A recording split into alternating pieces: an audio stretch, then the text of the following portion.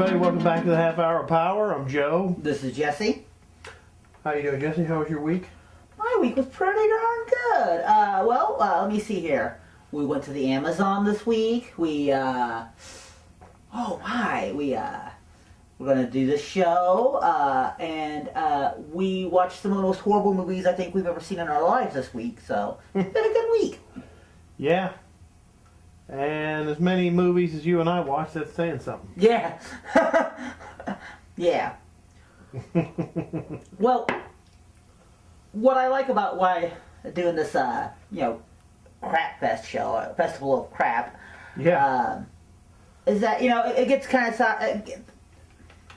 I mean, there are some big screen films that are crap. I mean, Island Dr. Moreau is the first one that always comes to mind when you think of one of the Anything crap. Michael Bay makes. Anything Michael Bay makes. I probably have to say the same thing about some other filmmakers out there whose name's Steve Summers. He made one good movie in my mind.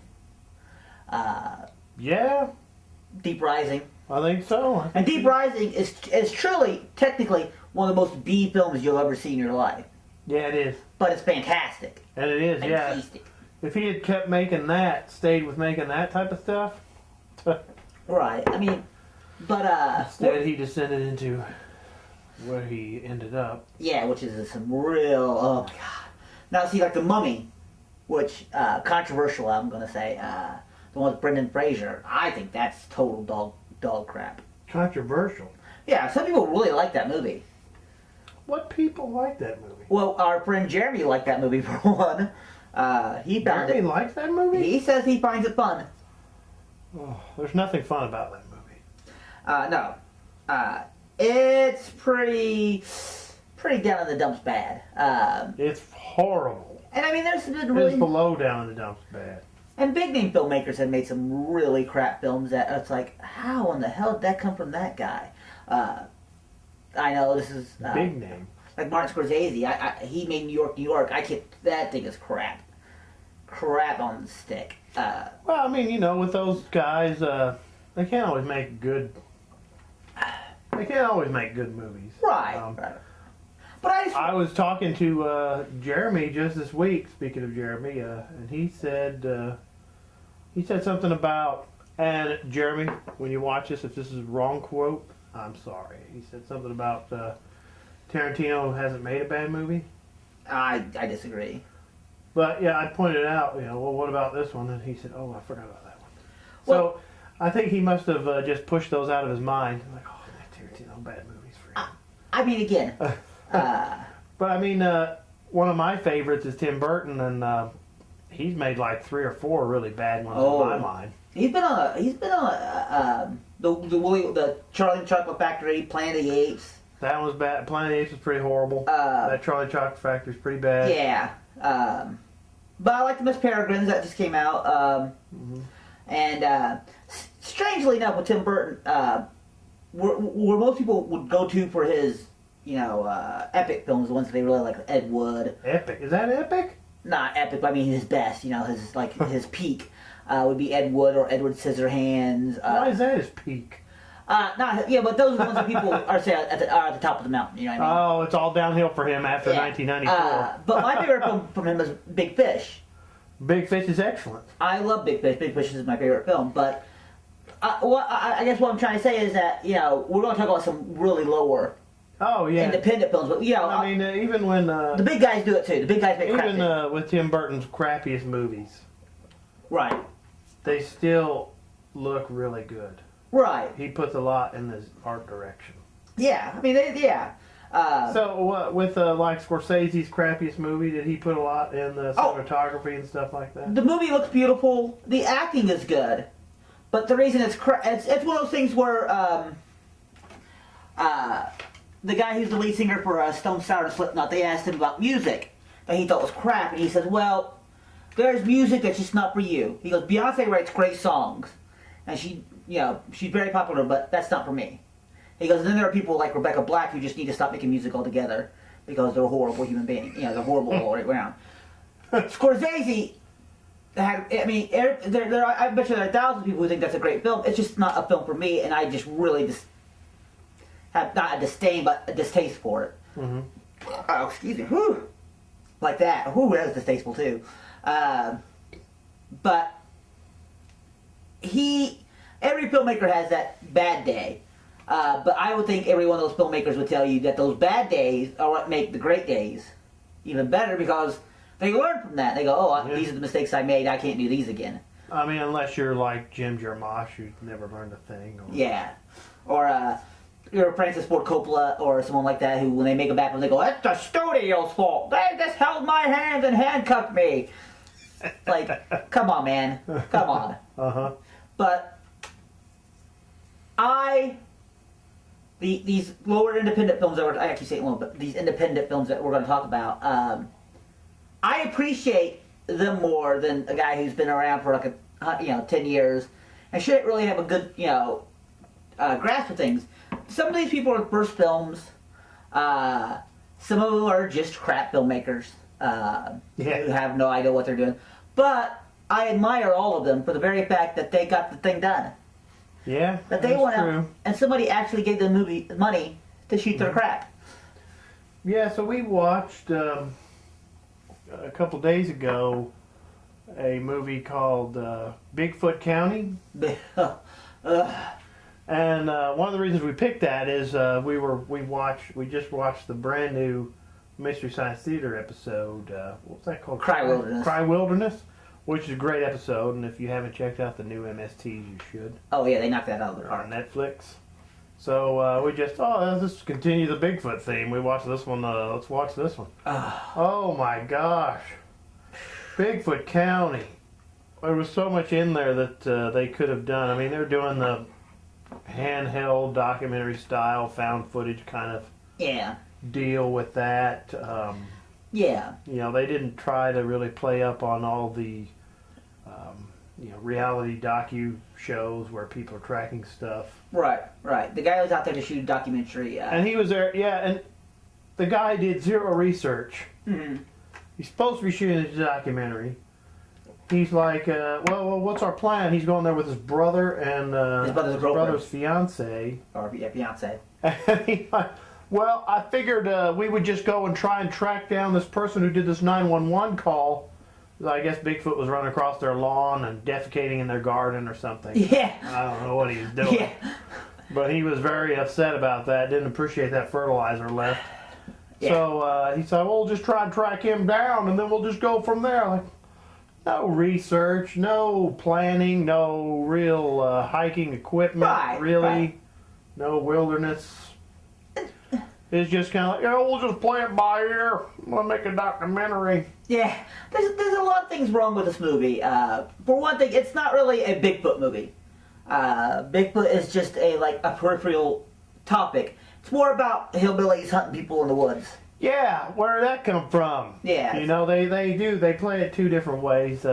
Right. You kind of think, I think they were trying to make it like, well, maybe Bigfoot's messing with them, because they meet this weirdo that they think is the 911 caller. It's never really says. Yeah. He's a total stereotype. Yeah. Absolute stereotype.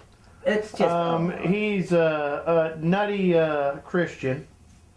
Yeah. So he's a nutty Christian hillbilly stereotype. Right. Lives in a trailer. And like all good hillbilly stereotypes, they're rapists of men. Yeah, well, I don't know. So that's the thing. Does he set him up? Yeah. Because he takes him somewhere and says, this is the corridor. He just calls it a corridor. We don't really see what it is. We don't see if it's a valley. We don't really see if it's like a grove of trees or anything. It's just... Right. They hike for hours out there, and they don't really know where they're going because they didn't bring any GPS or any maps. Yeah. They didn't plan. So there's this nut job that they're following out in the woods. That's what I would do if I was hiking. I'm just going to go follow a nut. No. Well, they also developed that little subplot too, which is that in these woods, the highest export of this town is they grow weed out in those woods. Yeah, so now all of a sudden they're walking around in Colombia. Yeah, yeah, exactly. How did we get to Colombia? We're in California, so weed is the highest export there. Yeah. So there they go, and you go, okay, so eventually at some point in this movie they're going to run into the weed grower, the pot growers, the pot farms. Right. But the problem, there's so many things wrong with this pot thing, because one day they go, yeah, if you walk in there, you're gonna get shot, so don't walk in there. If you see pot, you start running, boy. You start running. Yeah. And it's like, okay, so this seems like that anywhere you walk in this woods, you're gonna trip over and find a weed field. You know? We're just gonna find weed out there. Yeah. So it would seem to be like the local sheriff would be, well, unless the local sheriff is in on the tape. He must have been. So everybody in that town, because they go interview people in the town, and they're all a bunch of weirdos, really. Right. I didn't really. I mean, they're interviewing people and they're asking about Bigfoot, and none of them have seemed to have heard about Bigfoot at all. Yeah. Whereas if you really do go out to those towns out there, where you know, they're in good people. The Pacific Northwest, a lot of them. I mean, I'm only going from the shows I've seen and the stories I've read. A lot of them, they are way more open to the idea of there probably being a Bigfoot out there. Right. Than we are. I mean, we live in the middle of a big city. Like, right. no Bigfoot. Yeah. We're in the middle of a big city. So, I mean, out there, and based on the little interviews and things I've seen, they seem like good people. Yeah. I mean, if They're not a Bigfoot bunch of weirdos who are just nut jobs and... If Bigfoot was in the city, though, there would be no myth. We would have seen him by now. You know? Yeah, he'd be running around there, and it might be the apocalypse too if Bigfoot's in the city too. One of the things I was hoping in this movie we watched, and I guess because there's no humor in it. No, it's not really that funny at all. Nothing makes you laugh or anything like that. But I was hoping that weirdo they were pulling the woods, and they're like, why are you leading us here? I thought you were pissed off at Bigfoot. And he would have said, did you see my garden, how beautiful it was? I need more Bigfoot scat. That's what I need. Yeah, they don't. I don't even really remember them talking to him about Bigfoot. Yeah. In terms of the 911 call and what Bigfoot was doing. Why was he so angry at Bigfoot? One of my favorite things in the world that I've ever owned, I don't own it anymore. Maybe I do, I just don't know where it's at, is I used to buy these field guides. And one of them was the field guide to Bigfoot, Sasquatch, and Yeti and stuff like that. But one of the stories in it, this woman walked outside and saw Bigfoot having relations with her dog. That must have been a big dog. Yeah. It's like, you didn't want it to be one of those little dogs because it would just... But I want someone in a movie one day to take that story and do that. Just for the laugh. That sounds funny as hell. Yes. But... That's, we, I don't know if you believe in Bigfoot, but I hope there is a Bigfoot. I don't think there is, but I do. I really hope there is a Bigfoot. Yeah. I mean, there's just so many stories from all over the world, and they're all over the world, these stories. Right.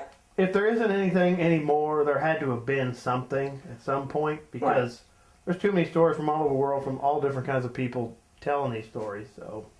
Yeah, but one of the, we like our Bigfoot, so whenever we see a Bigfoot movie, we usually watch it. I mean, we watched one.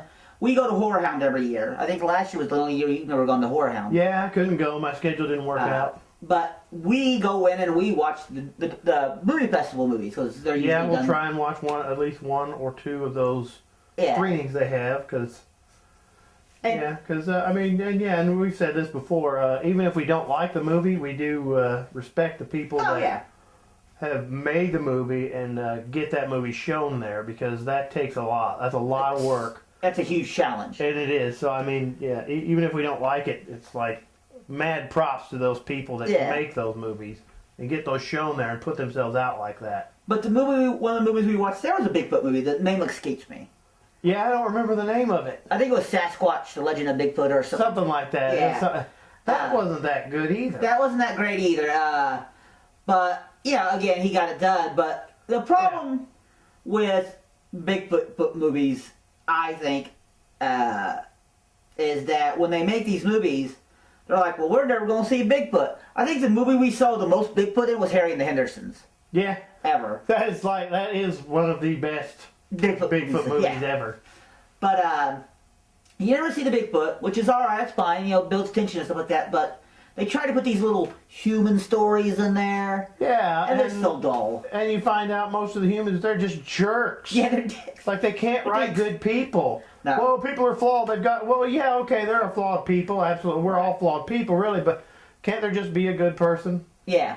I mean, can't there be a good person who's just good?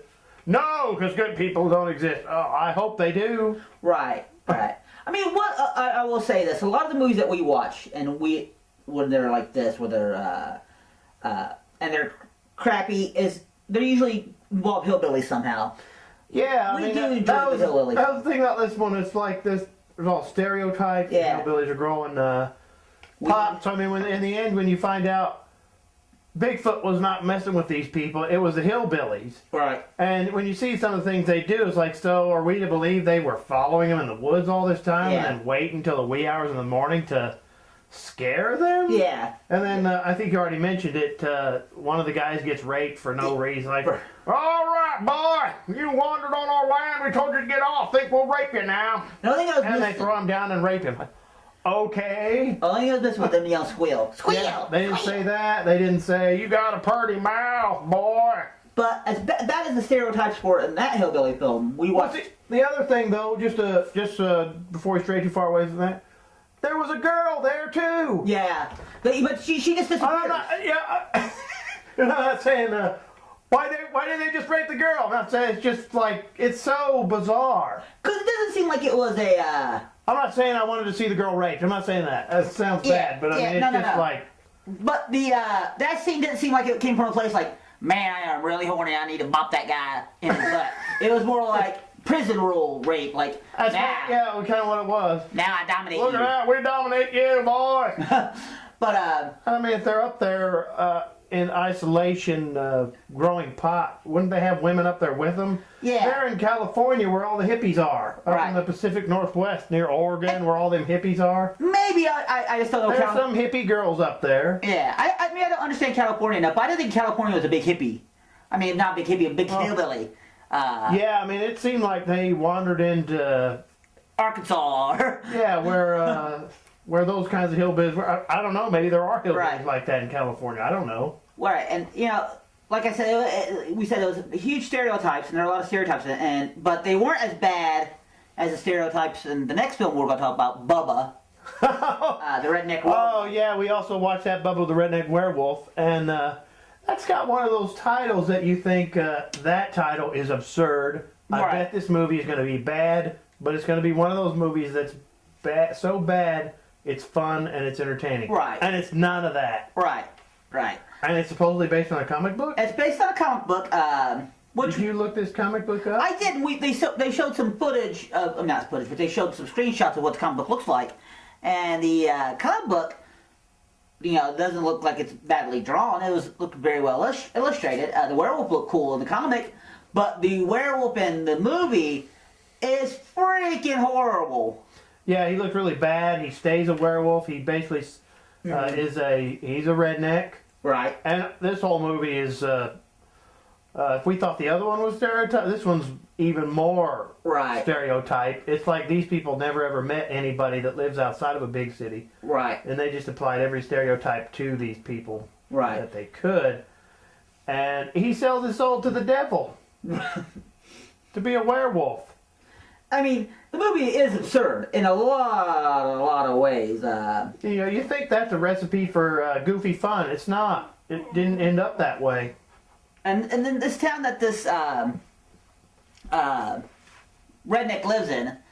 Oh my gosh, what was the name of that town? Oh my god, I can't remember. It was a ridiculous name. Yeah, it was Taint. Something Taint. Yeah. It was something Taint. It had Taint in the title. But what my favorite part of that is that this one town has a Catholic nun living in it. And it's like, I don't think there are that many Catholic nuns living in hillbilly Catholic towns. nun. One. There's no priest. One. All right. If there was a priest, we didn't see the priest. And this nun is tempted by the devil. Because the devil molests her. Right. But when she takes her... She gets down to her lingerie. She rips off her gown. Yeah. And her lingerie is like she just went into Frederick's Hollywood or something like that. Yeah. But she Victoria's also Secret, had, Frederick Hollywood, and she's like ready to go. she had a tattoo this big on her back. Yeah, And it's like, yeah. that ain't no nun. Yeah. That. So not only did they not understand hillbillies very well, but they also didn't understand nuns very well. Nope. But some of the things, like, some of the really stupid, there's some really stupid things in this movie. Like the chef in town, I guess the chef, or was he the butcher? He was a baker because he certainly wasn't a candlestick man. Yeah, he wanted a third hand to be able to stimulate himself in more ways than one. And so he gets the hand, it's put on his head, and so he's like, oh, this will work. Then he finds out it doesn't work. It's like, how did you ever think that was going to work? Yeah. So, yeah, the people are asking the devil for these things, and he's, of course, Manipulating them. you know, giving them what they asked for, but not in the way they'd envisioned them to be there. But not Bubba. Bubba, he gives him exactly what he wants. And there's no, like, drawback for Bubba. Yeah, he transforms him into a werewolf. He stays a werewolf. Which He Bubba's walks cool with. around the town, and nobody is fazed that he's a werewolf. And they all say, hey, Bubba. Hey, Bubba, what you doing? You want a beer? Yeah. And he's like, don't you notice anything with me? Nope, Yeah. they don't notice anything different. They're all like, what'd you get, a different hairstyle? Or just stupidness like that. And not only is Bubba not recognized, but his girlfriend actually appreciates him more as a Look werewolf. at him, he's so Yeah. sexy. Yeah, it's... Which, you know, can that play into the other stereotype that maybe she likes animals more than people? Yeah. Well, one of the things that, like for Bigfoot County and this, they're both shot on the same quality of almost video. Which, that's the one thing I find that these independent filmmakers are thinking when they go into this, and I can't blame them for this. When they make these mockumentaries or faux documentaries or found footage, you know, they shoot them on video because it's cheaper, and they say, well, this is what these people would actually go out and shoot these on. So that, you know, they can actually excuse that quality. But Bubba has no excuse for that quality of Nope. filmmaking. I think that Bubba, if it was going to go as far as it did, and the stereotypes, they might as well just go ahead and went full trauma on that bad boy. They should have. It would have been a lot better. Yeah, they should have went full trauma on it. And Would have been. And if you're watching this and you don't know what trauma is, I don't know what's wrong with you. You need to go watch trauma movies. Yes. In particular, what we're referring is not the ones they buy and distribute, but the ones that they make. Yeah. Directed by Lloyd Kaufman. Go see Terror Firmer. Super fun. I mean, The Toxic Avenger. Class of Nukem High. Uh-huh. And if you're a big James Gunn fan, Romeo and Juliet, which he helped write. Juliet, yeah. James Gunn got his start over there. Yeah. Lloyd Kaufman. Lloyd Kaufman actually has a cameo in the Guardians of the Galaxy. We'll see if he... Yeah, they said he's in too. I can't see why he wouldn't be, so he'll have a cameo in that. He's fantastic. Yep. Fantastic. He's like the Corman of the elder years. Yeah. But he makes some really, really crap films. Like I said, Romeo and Juliet, Terror Firmer, Yeah. I mean, that's the thing about what he does. They're over the top. They're fun. There's some stereotypes in there. Mm-hmm. But he knows how to have that balance. Right. That Bubba just didn't know what to do with. Right. Bubba... It had a nice thing that it could have done, but it didn't take advantage of any of that. Which makes it a little bit more disappointing in my mind, because, you know, when you see, like, well, they could have done something with this.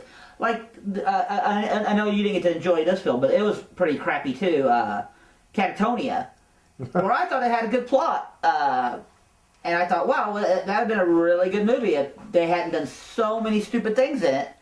But that's mostly because of the medical staff. They're always arguing and yelling at each other in front of everybody. It's like, you guys know you're around lunatics, and you're getting them riled up really bad right now.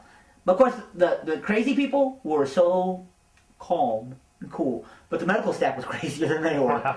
So, like stuff like that sometimes can do that stuff. You know, it can take.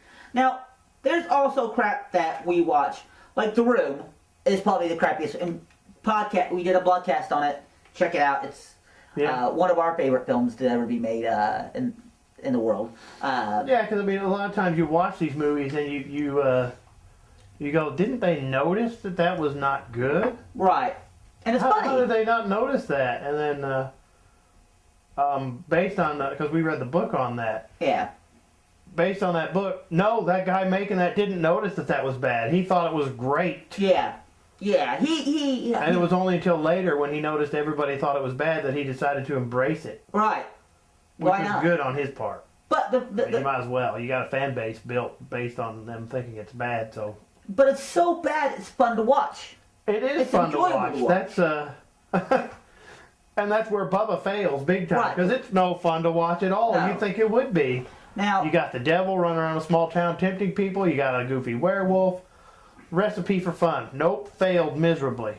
yeah. But like in that vein, the next movie to bring up is Zombie Ass, The Toilet of the Dead. And that's another one we kind of watched based on the title. Right. I've done that a lot. I've watched An Nymphoid Barbarian and Dinosaur Hell Right, which is because horrible. of the title, and that one is really bad. Yeah. We watched Dead- Zombievers because of that. Zombievers, yeah. Dead Dudes in the House. Dead Dudes in the House. What a weird little title is like. Mm-hmm. That movie's Okay. it's okay. It's Yeah. better than the other one. But yeah, a lot of the I Spit on Your Grave we watched just because of the title. Yeah, Spit on Your Grave, yeah. Oh my god. I just Oh. remember Mama, Don't Mess with My Sister. Don't Mess with My Sister. Those are all real movies. Attack of the Killer Refrigerator, Yes. Yeah. which, We've seen all of those. So yeah, so Zombie Ass, Toilet of the Dead just fit right in with those types of things. Like, oh, there we are. And it was on Netflix. yeah, I don't know if it still is. I haven't looked for it. but if it is, you should watch it. Yeah, you should watch it. It's quite a movie. It's a Japanese zombie toilet movie. Toilet movie, yeah. Because the zombies come out of sewage, right? What? They come out of their butts. Yeah, so people poop in the outhouses and everywhere, and they're parasites that get into Right. people. When the right? movie starts, Really. the movie starts out. These four girls, one of them wants to be a model, and they go to the lake, and she finds a fish, and she cuts open the fish to get a parasite out because she's been told that if you have a parasite living in you, it keeps you skinny, Yes. keeps you thin. Well, she eats this parasite, and the parasite makes a monster come out of her butt. Yep, she poops out a monster. She poops out a monster, and so they kind of walk around backwards. I can't really do it here, but they walk around backwards, and the monster come out of the bus trying to kill people. Yeah, But that's fantastic. It's hilariously fantastic. it is hilarious. Yeah. There's some trivia on this movie that I looked at, which is great. There's a zombie underneath the girl's butt when she's in the outhouse. And the director told her to go ahead and fart the entire time. So when you hear her farting, those are her actual farts. And that guy is under her getting farted on the entire time. There you go. The time a girl farted on a guy. That's Yeah. about time, right? And before they put him in there, she was actually feeling sick, and she said, "I have diarrhea." And the director, being a great director, said, "Use it. Use it for your performance." On that guy? No, the guy wasn't in there yet. So she's crapping her. He's like, "Use it, use it." But yeah, that's how bad that movie is. There's a lot of fart jokes in it. Yeah. Oh yeah, lots. Because the one girl doesn't want to fart because she farted once when she farted somebody died. She's got super farts. Yeah, she got super fart. Yeah. Somebody died, so she's trying her hardest not to fart. Yep. And that's one of the plot lines of the movie is that she has to fart to win. Yeah, she's got to fart to defeat the zombies. I mean, she farts so good it propels her in the air and She she flies flies. around. Yeah. On power farts. Uh-huh. I mean, it's amazing. Amazing how It is. bad. I mean, that's one of those movies. I mean, we're describing it and you're watching it going, Yeah. no, that's not in the movie. Yeah, it is. And it's so bad. But what's worse is this director is so obsessed with farts and butts that he made an ABC's of Death movie, one of the ABC's of Death. And it's basically a journey through this girl's anus. And all the farting and all that stuff. And I think at one point she farts so much in that ABC's of Death that she forms a bubble around her. And the bubble starts floating like she's the witch, not the witch, the good fairy in Wizard of Oz. Good Witch and the Wizard of Oz. But this movie has a lot of violence in it. There's a lot of gore. It does, yes. This guy has made some of the goriest films out of Japan.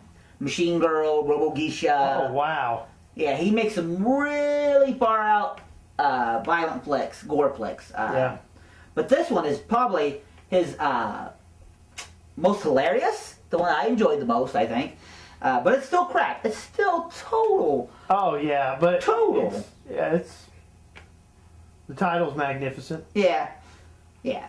This guy made another movie that we watched, and we thought was pretty horrible but enjoyable, and that was Mutant Girl Squad. That's right. Just looking through his IMDb. What a movie that was. That one was far out, man. Oh yeah. Which is something I appreciate about Japanese films. They will do things in the movies that you Yeah. you just don't think that would ever be in the movie. I have found myself many times, and I don't know if you've done this, where I look at it, I'm like, they're not going to do this, are they? And then they do it. Oh yeah, I remember specifically we were watching Takashi Miike movie, Visitor Q, and all this stuff was happening, and they were like, This kid. maybe this would happen. He's not going to do that, is he? And then he did it. He does. And I can't even describe what it was. You'll just have to see that movie, Visitor Q. I guess that makes me feel a little bit sick about ourselves. We're like, is this going to happen? Because we thought it, but you know. Yeah, I mean, well, because by that point we had seen a few of his movies, and we know Yeah. he'll put anything in the movie, anything. Yeah. I mean, you think these Human Centipede movies are something? Yeah. They're nothing compared to some of these other ones. And, now, like I said, there are independent films like this that they make for a low budget, usually, that are really, really bad. And it's usually because they don't know what they're doing. They're like, oh, this is something I want to do my entire life. I wanted to make this film. Then they're like, then you watch, your life has been wasted. Really, in a way. Yeah. I'll never get that time back. But you can watch some of these, and this is one of the joys of this, is that sometimes you'll be like, that's a gem. That's a good movie. Yeah. We're running out of time, so just to close it out, like tonight, before we did this episode, we actually just watched a movie, and we're just going through, and there's, it was on Hulu, wasn't it? Hulu, yeah. Just going through, and here was a movie called Wild Men. Wild Men. Yeah. And it was a Bigfoot movie.